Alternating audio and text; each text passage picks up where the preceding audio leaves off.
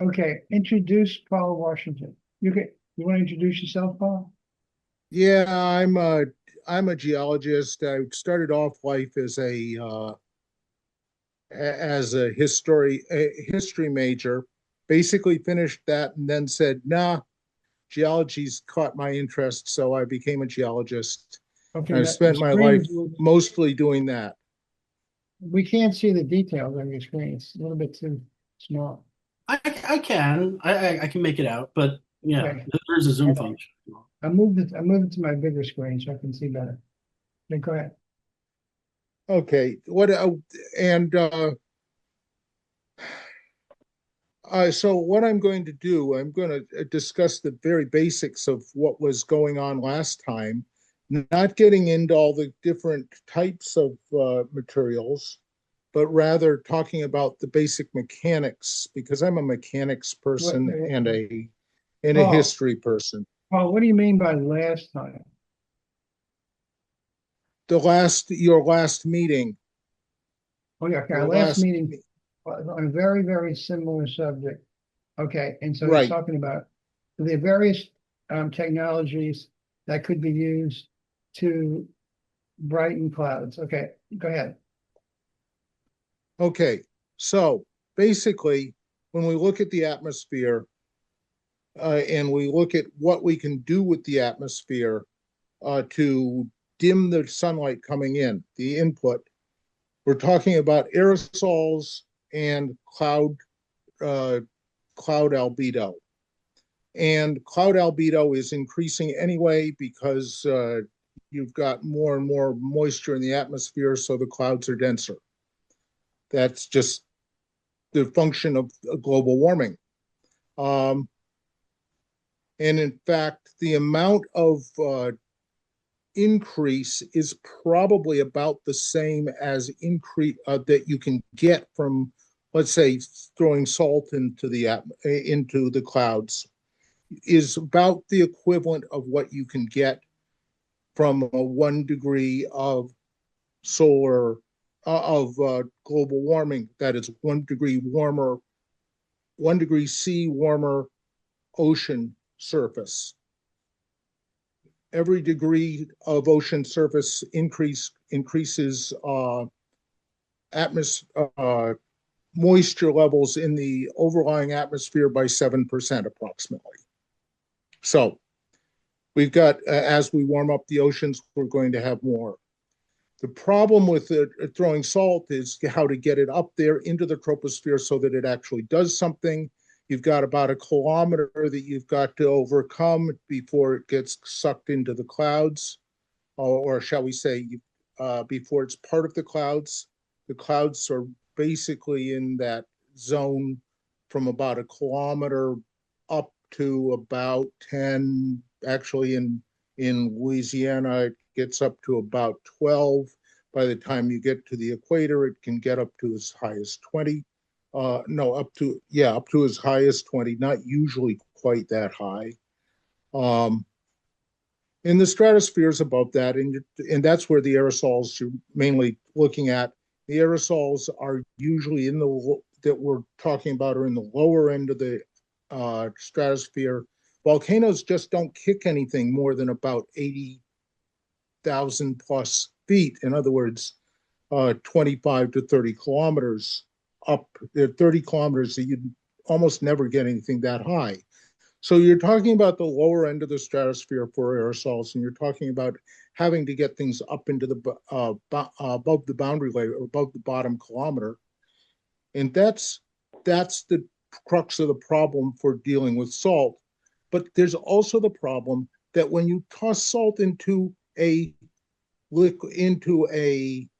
water-based system, it's going to dissolve. So you might as well just shoot it as water spray rather than as try to extract salt and inject it. It's going to be salt water in the end anyway.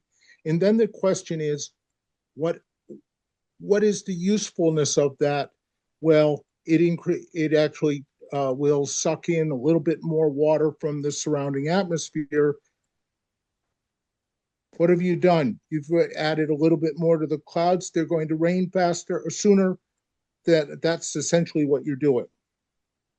So how much do you gain? Probably not a hell of a lot. So let's go on and rather than talk about, yeah, there are all sorts of different types of aerosols, and sulfur dioxide, sulfur is the one that everybody is going to focus on. It's because it's the natural source. It's there, but you can get this stuff up there by plane. Planes are going at that up into the very lowest stratosphere all the time in transcontinental flights and the like. So if you'll forgive my approach. interjection, if you'll forgive my interjection, it's got to be the bottom choice ecologically. Just saying. It's not the bottom choice. There are worse choices, but it's well, not the top one. Okay. Well, it's way low for me because I come from Vermont, which suffered dramatically from acid rain. So I'm quite aware of that. But that's a tropospheric thing. The stratospheric, the amount of sulfur that you get into the stratosphere as aerosols is small compared to the acid of the sulfur that was in the troposphere that was causing the acid rain. So you're not really changing that balance series. I dispute that, but I'll let you continue. I mean, look, all I'm saying is it will settle out, and I'll just leave it at that. Yeah, obviously it's going to settle out. It's a question of how much and how fast. So let me see if I can get this to actually advance. There we go. So, but let's look at the balance that we're really looking at. I grabbed a diagram from somebody, from actually the guy at Penn State that's teaching the class that Myron was linking to. Incoming solar radiation, only half of it gets absorbed by the surface. Something like a quarter of it gets reflected. We're trying to increase that by what, about 2%? In other words, 10% more than it's doing now at most. Probably we shouldn't even be talking about that much. And there are reasons for that. But that's what we're talking about. We're talking about increasing that reflected by aerosols and clouds proportion. And we're trying to do it in a way that doesn't seriously affect the insulation, the absorbed at the surface. No, we're going to want to cut down on the, we're trying to transfer 2% from the surface to the clouds, except that we shouldn't be doing that. Let's talk about, though, where is the solar energy actually coming in? As Myron could tell you, as a mathematician, 50% of the Earth's surface is within 30 degrees north and 30 degrees south of the equator. Within 30 degrees of the equator constitutes 50% of the Earth's surface. That 50% gets the most direct solar input. Yes, it alternates where it's happening, but that's the real, that's where probably something like 70% of all of the solar input happens. Notice what that does to the oceans. That's what stores the heat. This is actually the heat map from yesterday. So you can see the effect of the summer when it was the solar direct input was north of the equator, but it's basically there. If we can cut down on the heat coming into the center 30 north to 30 south, in other words, basically the tropics, the subtropics, we've dealt with the heat. We don't have to deal with trying to put aerosols into or whatever we do, up in the northern parts of the of North America and Eurasia, they're minor. They're minor contributors to the heat in the world.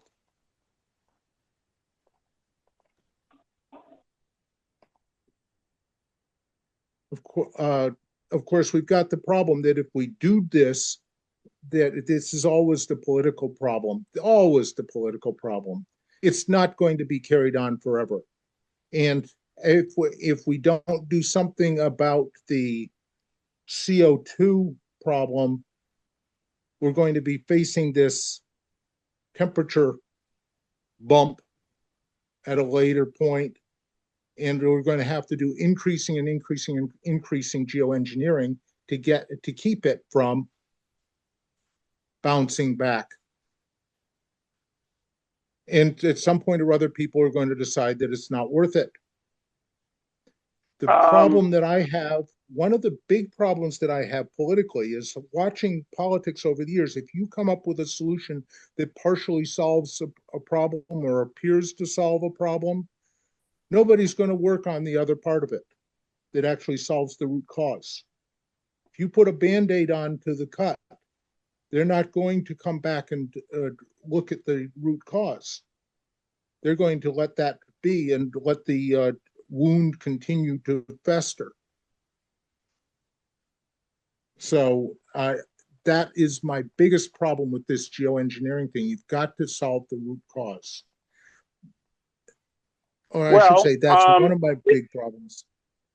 If you read, I think you probably read at least the opening part of my paper, right? And I state right up front, you've got to both be removing carbon and stop adding to the problem.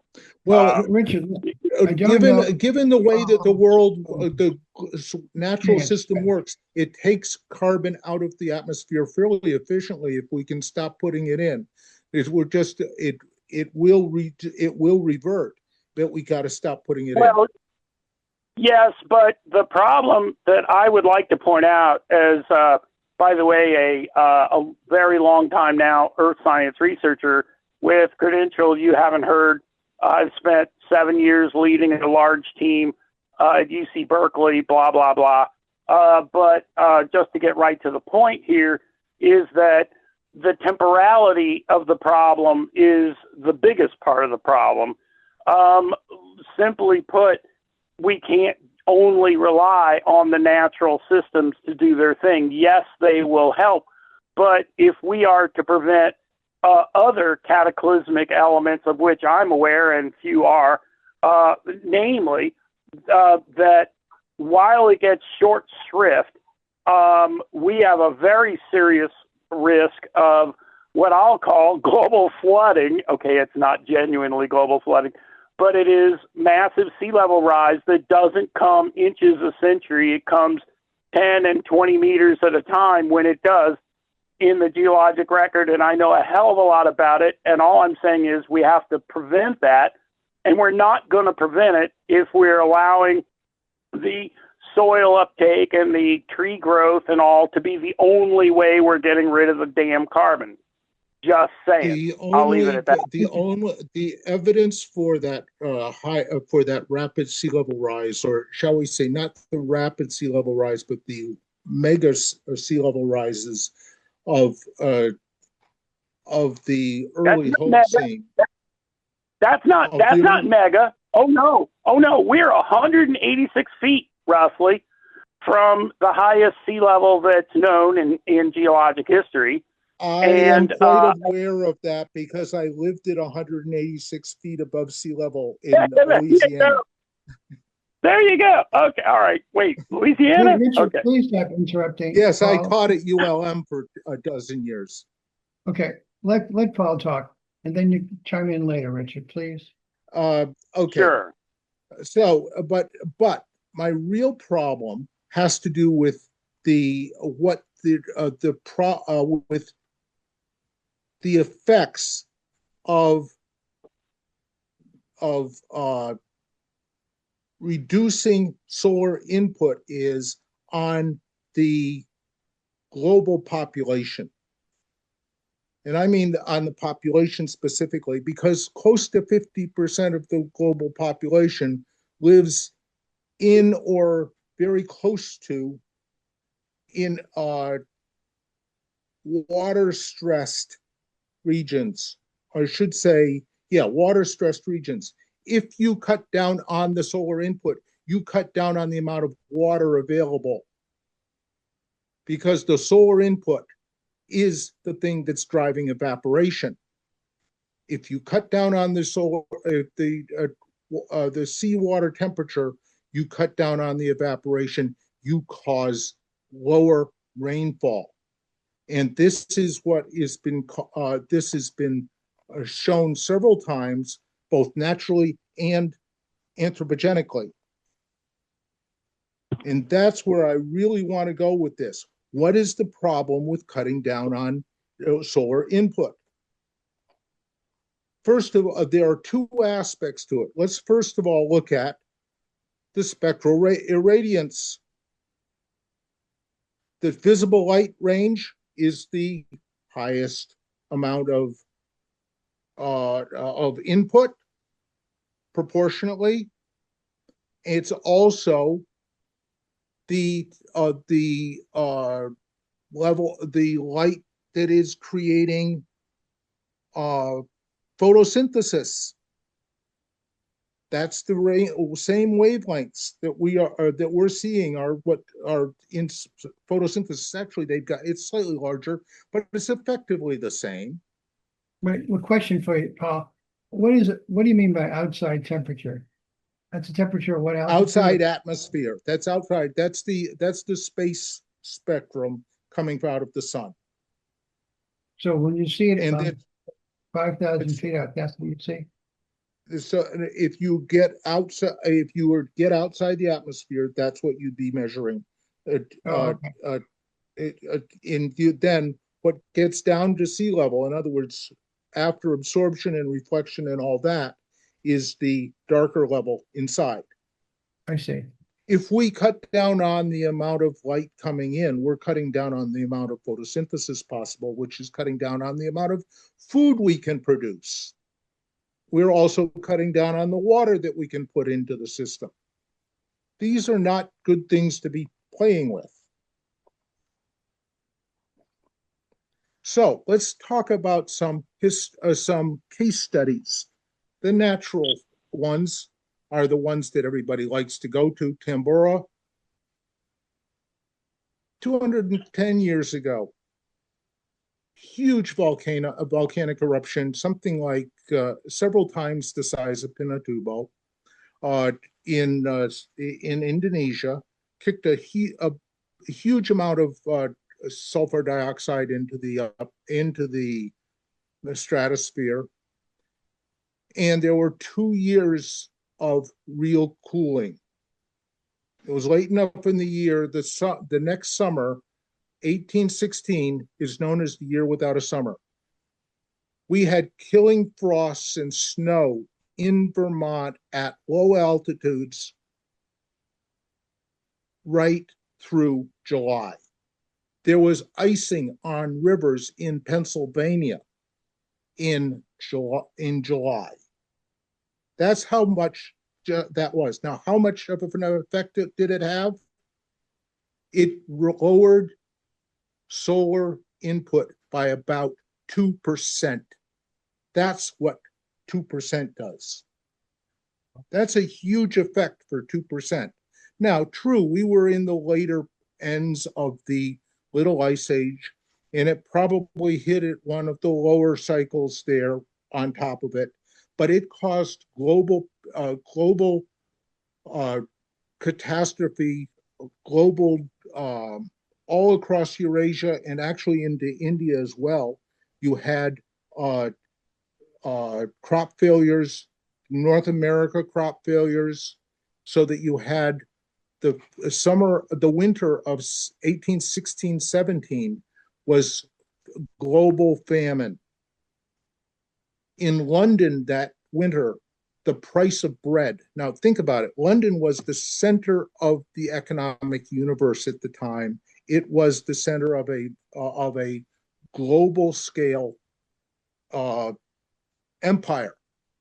So it could get anything it needed.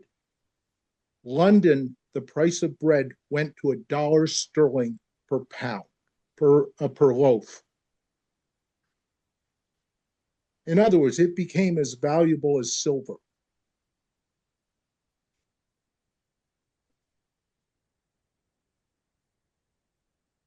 Pinatubo in 91. I remember Pinatubo. It happened late spring or June-ish, late May, June, something like that. I was getting ready. I was working in North Carolina for the state, and I was going to be doing field work out outside for much of that summer in the southeastern corner of the state. And I was not looking forward to it. I'm a Yankee. Southern summers I find too hot. North Carolina, it was only going to be like 92 every day. When I got to Louisiana, I found that it was 95 every damn day in the summer. Okay. I was not looking forward to it. Pinatubo happened. It turned 92 every day into 88 every day. Now, the actual effect of Pinatubo was less than a degree for the globally. Locally there, it was about 2 degrees C. Globally, it was less. So,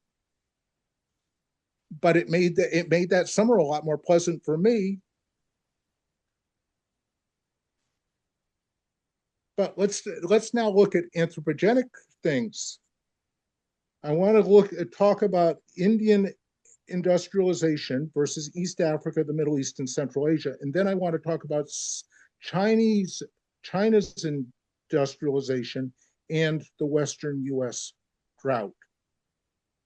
And then I'll talk about America's effect on the USSR and the New York City water shortages of the 1960s.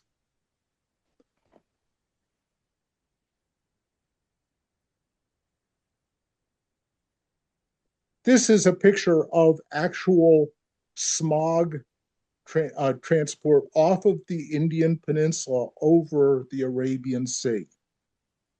Now, that's a lot more than we usually are talking about in terms of pollution coming off of land and onto the water. But that is an illustration of just how significant the pollution coming off of India is. There is a strong linkage between the industrialization of India over the last 40 years, 50 years, and the amount of sunlight incidents in the Middle East. It was first noticed, in fact, global dimming, the term global dimming, comes out of Israel, where you had an agricultural engineer who was measuring evaporation pans and noticed a long-term downward trend in the amount of evaporation in Israel, starting in the early 80s. And he was able to link it directly to Israel, and that India. India. Yeah, he was able to link it to India, and that same effect is affecting all of the Middle East and actually all of Northern Africa and all the way up in Central Asia. So if we go back to this picture, this map, we go to India and we look at where the water stressed areas are. All those water stressed areas north and west of the Arabian Sea, including the whole Arabian Peninsula. If you'll forgive my interjection, I can't see your graphic. Right. Okay. Think of the Arabian Peninsula. Hold on. I'll be very, very concise, specific. Your Indian references. So when you reference Israel, you really meant India. I hope that's just a clarification. Yes. That was a correction. All right. Okay. But the other point here is what is the timeline again for this? Because you talked about several data points, and I'm very fascinated by those data points. So what time frame is that discovery of the data, and what is the most recent about specifically what you were talking about, please? Well, the discovery of it was in the mid to late 80s. He realized he was seeing a consistent increasing decrease, shall we say, in a consistent I get it. decreasing trend in evaporation from the Israeli evaporation pan measurements. Indian, not Israeli. Indian. Israeli. In that sense, he Israel. meant Israel. Yeah. It was India Okay. is the source of the pollution that is that is causing the decrease in Israel. All right, I follow you. I follow you now much better. Thank you. And any opining any Right opining now- about China's I'll get to that. I'll get to that. Right now, Okay, good. right now, Iran, which is also part of this, is sourcing its water from evaporation off of the Arabian Sea, is experiencing extreme water stress to the point that they are under water controls in Tehran. And happening to know quite a bit about Central Asia, thanks to my son marrying a woman from there. They have been experiencing increasing water stresses across all of Central Asia. That is the stands, as you would know them, of Central Asia. They also, this is the increasing frequency of droughts in the Sahel on the southern fringe of the Sahara really picks up in that same time frame.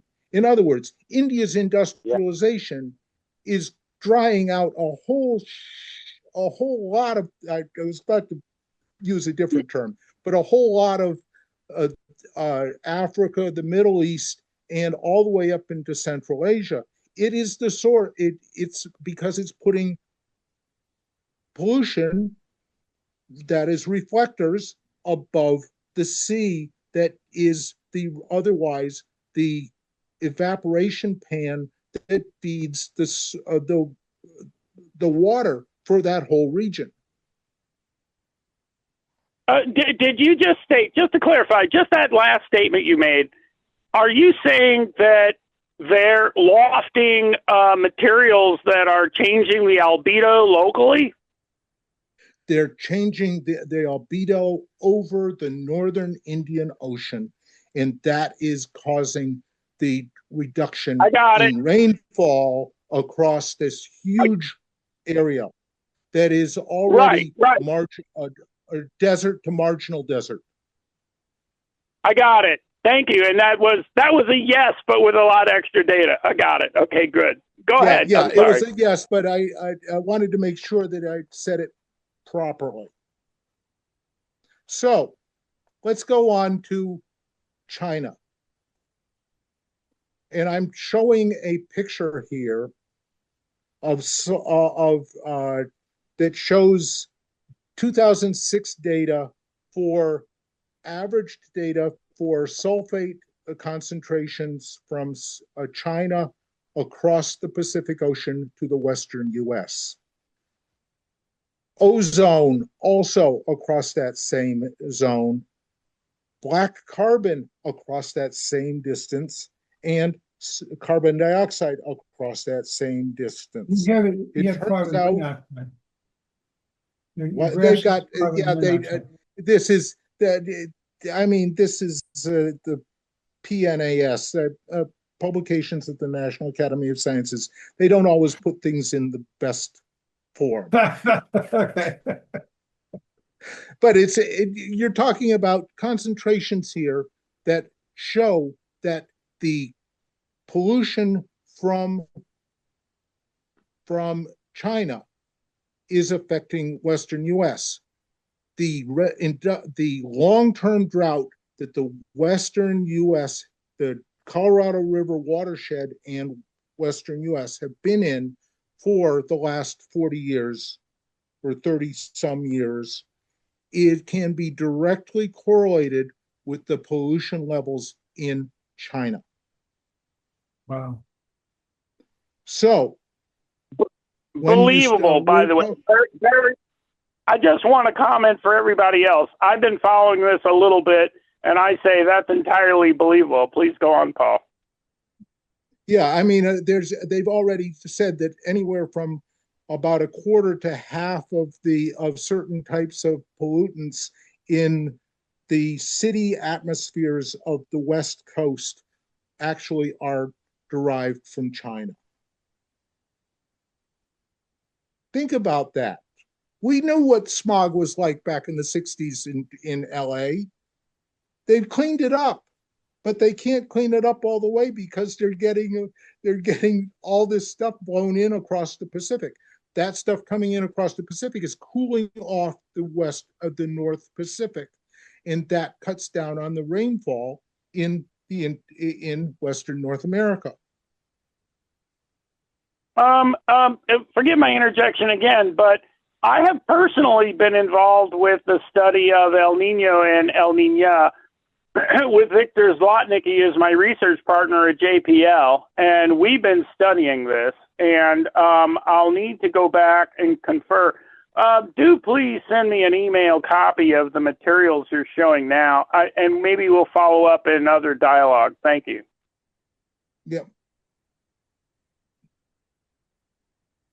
So, I mean, this is publicly available stuff that I'm using. I'm not inventing anything new here.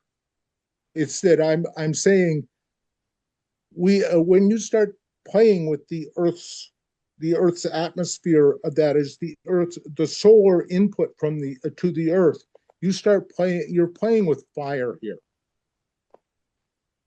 So when we go back and we look at this, the map of the global, let's say, water stressed areas of the world, and you start thinking about changing how much rainfall they can get, cutting it down, we're talking about putting water stress problems on much of China, much of India, all of the Middle East. In fact, people have claimed that the Arab Spring was caused primarily by the reduced rainfall. Think of that as a political result. The Arab Spring actually started in Kyrgyzstan, by the way, with the second revolution. No, yeah, that was the second revolution. Was it the second one? Yeah, that was the first one, the Tulip Revolution that they called it there. The second one, my son had friends who were actually on the square and watching it. So this was the first one. Anyway, but you stress out an area, people can't eat or can't grow food or don't have enough water to do whatever. This causes political instability. So let's talk about North America and the Soviet Union. North America back in the 50s and 60s. Myron, you remember the North America at that time? Norm Littriol talks about not having ever realized that snow could last as white for more than a day when he was growing up in Brooklyn in the 50s. He didn't realize it could stay white for more than a day until he actually got to grad school up in the Boston suburbs and was not downwind of major smokestacks. He thought it went through a phase change. Yeah. there was so much, and this is ultimately we found out that it was also killing the trees because of acid rain and all of that, but it was also cutting down on the rainfall in the eastern Appalachians, the northeastern Appalachians especially, and that's where the water from New York City comes from. The Catskills, the high Catskills, are totally owned by the water rights are totally owned by the city of New York. They have all of their major reservoirs up there. They pump. They've done this for 100 years. That's where they get their water. Well, they ran short of water. You know what they do as a result of running short of water in New York City? They start pumping it out of the Hudson. Not exactly, and they don't treat it that well because they don't have the treatment facilities, because they don't have to treat the water coming. Yeah. As a native Yeah. New Orleanian, I would have said, good luck with that. Yeah, well, they were pumping out of, and they actually outlawed giving out free water in restaurants in New York City in 63 and 64. Yeah, so they had a problem there. There is obviously there are fluctuations in climate in the Northeast, which always makes a problem for the Northeast. So that we've just come through a period of lowered of semi-drought here in central Pennsylvania because of the fluctuations in the climate here. But so they were obviously in one of those aggravated by this downwind of the TVA and all the other coal burning plants of the Midwest. That same pollution was being swept northeastward out over the Gulf Stream and was lowering rainfall in Western Europe, especially as you got closer, and it was causing problems for growing wheat even in Ukraine, which is why they had crop failure after crop failure after crop failure that ultimately led to the downfall of the Soviet Union. Our pollution, we put in the Clean Air Act in what, 69?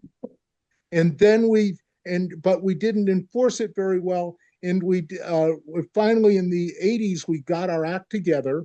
But by that point, they were on their last legs politically, and it fell apart at the end of the 80s because of our air pollution. Just like we're having problems in California, just like we're having problems in California now because of China. Paul, are you able to speak to what's going on with the Mississippi drying up and the rivers of Europe, the major European rivers? Richard, please let Paul finish his spiel, okay? Basically, that's where I'm at. That's where I'm at. I would argue very strongly against futzing around with the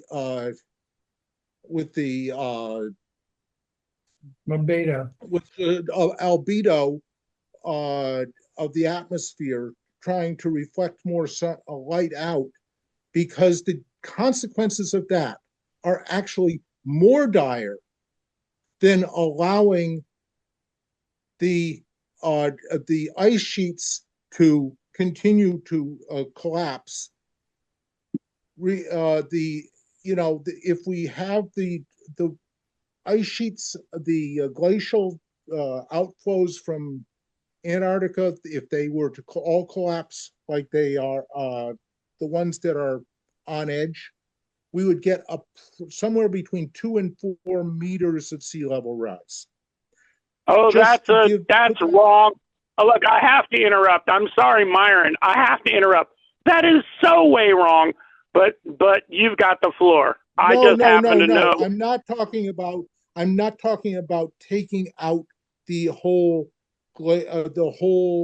continent. I'm talking about the immediate first round level of sea level rise that would happen within about a 5-year period.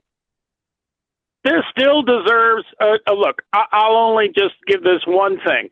I have literally been in the meeting in the room with the folks of the global ice community at JPL, and we've had this dialogue. And the problem is that if you get 1 foot, you're going to get 3. If you get 3, you're going to get 10, and so forth. And there's like 30 feet of low-lying ice around the world, and if we get 5 feet, we're going to probably get 35 or 40 feet. And that's just how that works because of all the low-lying terrestrial ice on coastlines all around the world. And I'll just leave it at that. The thing is that that a lot of that ice is not in danger of moving. Yeah, if you go 4 meters, you're going to start moving a lot of that ice. If you get 2 meters, you probably won't. But anyway, if we raise sea level 4 meters, just take that as a nice number, nice round number. That is about 10% of the global population that will have to be displaced, including practically the entire population of the Netherlands, which is the densest country in Europe, made a significant country in Europe. And about 10% of the population in the US, including, of course, where Myron's sitting and where and Houston and the whole, and about half to 2/3 of the peninsula of Florida. So what happens when you try to move 10% of the population in a 5-year period? It doesn't go nicely. That's why I'm selling my real estate in New Orleans and transferring to Colorado, maybe. Yeah, we've had that conversation, Myron. Right. Anyway, so So that's my spiel. Is there any silver lining? I was going to do one last thing, and that was to look at a Gaussian curve, because basically everything, shall we say, moisture, temperature, and everything else that diffuses out from the center in a fairly normal Gaussian curve manner. And we think of the Gaussian curve in this nice, we all know what the normal curve looks like, except that really that normal curve should be looked at as an exponential curve. And if you look at it as an exponential curve, you get a real sense of what it really means to change the height of that curve.